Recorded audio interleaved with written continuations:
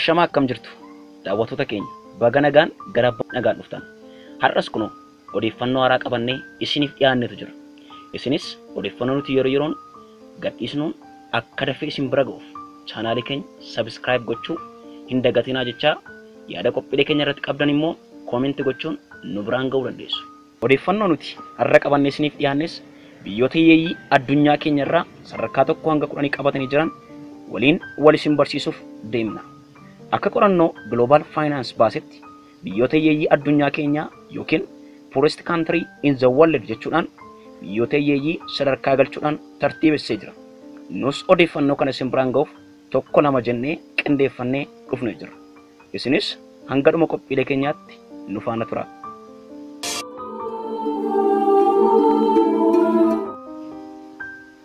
Biyya hiyyeeyyii addunyaa keenyaa ta'uudhaan sadarkaa 10ffaarratti kan argamtu biyya Madaagaskar yoo taatu kan argamtu kibba lixa garba Hindii biyya Moozaambiik irraa kiiloomeetira 400 fagaachuudhaan odola ta'uudhaan argamti. Baay'ina uummata miiliyoona 28.5 kan qabdu yoo ta'u bal'ina lafa kiiloomeetira iskuweerii 587,841 irratti buufattee argamti. Uummanni isheen harka caalaan harka qalleeyyii fi dinagdeen ishees qonnaaf turizimii irratti kan hundaa'edha.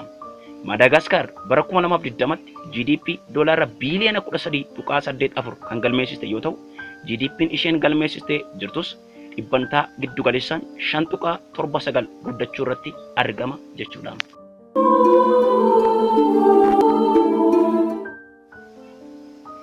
Sadarkaa 9ffaa irratti kan argamtu immoo biyya Laabeeriyaa yoo taatu kan argamtus dhiyaa Afrikaatti.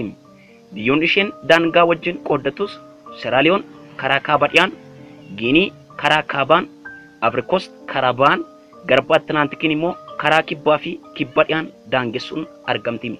Baay'ina uummata miiliyoona 5 ol kan qabduu fi bal'ina lafa kiiloomeetira iskuweerii 111,369 kan qabdudha. Uummanni Laabeeriyaa hedduun isaan hiyyummaa keessa kan jiraatan yoo ta'u GDP'n ishees bara 2020tti doolaara biiliyoona 3.3 kan galmeessistee fi giddu galeessaan dhibbantaa 7.25 guddachaa jirti jechuudha.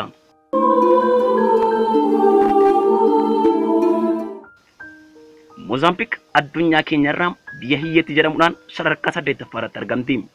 Moozaambiik kibba baha Afrikaatti kan argamtuu fi baay'ina uummata miiliyoona 32 kan qabdudha. Bal'inni lafa ishee immoo kiiloomeetira iskuweerii 800,190 tilmaamama. Dinagdeen biyyattis qonnaa fi oomisha qurxummii irratti kan hundaa'e fi uummati ishee hedduun hiyyummaa keessa kan jiraatanidha. Biyyattiin GDP doolaara biiliyoona 15.29 bara 2020tti galmeessisuuf dandeessee jirti.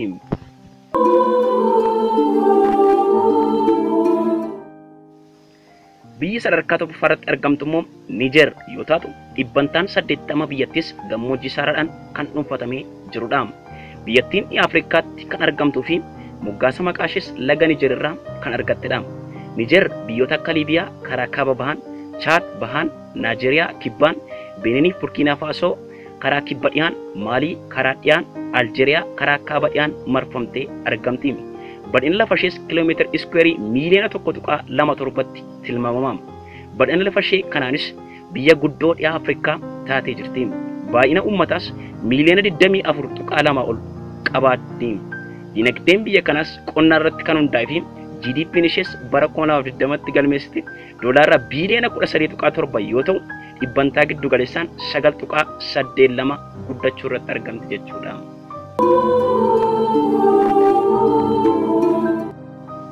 Democratic Republic of Congo biyya hiyyeetti addunyaa keenyaa sadarkaa 6ffaarratti argamtudha. Biyyattiin kunis giddu galeessa Afrikaatti kan argamtuu fi bal'ina lafa kiiloomeetira iskuweerii miiliyoona 2.345 qabaachuun Aljeeriyaatti aansuun biyya bal'ina lafa guddoo qabdu jedhamuun sadarkaa 2ffaarratti argamti. Baay'ina uummataas miiliyoona 105 ol qabdi.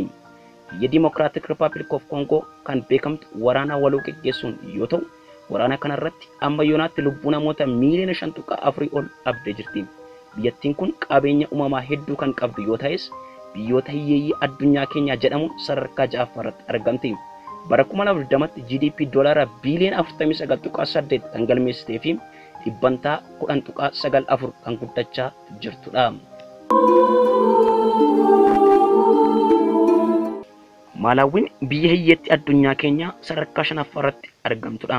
Malaawwiin kibba baha Afrikaatti kan argamtuu fi biyyoota akka Zaambiyaa, Taanzaaniyaa, Moozaambiik waliin daangaa kan qooddattudha.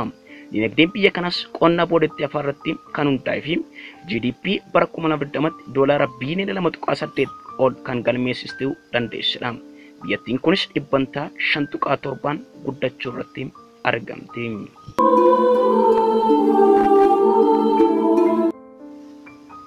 Biyya hiyyeetti addunyaa keenya jedhamuun sadarkaa afuraffaarratti kan argamtu Central African Republic yoo taatu, biyyattiin kun giddu galeessa Afrikaatti kan argamtuu fi biyyoota akka Chad, Sudaan, Sudaan Kibbaa, Dimokiraatik Koongoo fi Kaamerooniin marfamtee argamti. Bal'ina lafa kiiloomeetira iskuweerii 620 kan qabduu fi uummata miiliyoona 4.7 ol kan keessa jiraatudha. Biyyattiin kun qabeenya uumamaa kanneen akka warqee, boba'aa, yuuraaniyeemii fi daamendii kan hedduminaan qabdudha. Haa ta'u iyyuu malee biyya hiyyeetti addunyaa keenya jedhamuun sadarkaa afuraffaarratti argamti. Bara 2020tti GDP doolaara biiliyoona 2.4 kan galmeessiste yoo taatu, kan bara 2019 wajjin wal bira qabamee madaalamu dhibbantaa 2.4 kan guddattedha jechuudha. Baha Afrikaatti kan argamtu biyyi Somaaliyaa biyyoota hiyyeettii addunyaa keenyaa jedhamuun sadarkaa sadaffaa qabattee jirti. Biyyoota kanneen akka Itoophiyaa, Jibuutii, Keeniyaa akkasumallee galoo galaana Edenii fi garba guddaa Indiidhaan daangoftee argamti. Bal'ina lafa kiiloomeetira iskuweerii 637,657 kan qabduu fi baay'ina uummata miiliyoona 15.4 kan irra jiraatudha. Bara 2020tti GDP doolaara biiliyoona 4.92 galmeessisteetti.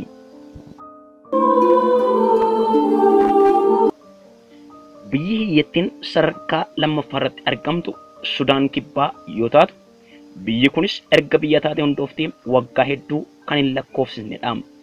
Akka lakkoofsa warra adiitti bara 2011 kan hundeeffamtedha biyyi kun. Bal'ina lafa kiiloomeetira iskuweerii 644,329 kan qabduu fi uummata miiliyoona 11.9 kan irra jiraatudha. Biyyattiin kun diinagdee gadi bu'aa kan qabduu fi wal waraansa keessa kan turtedha.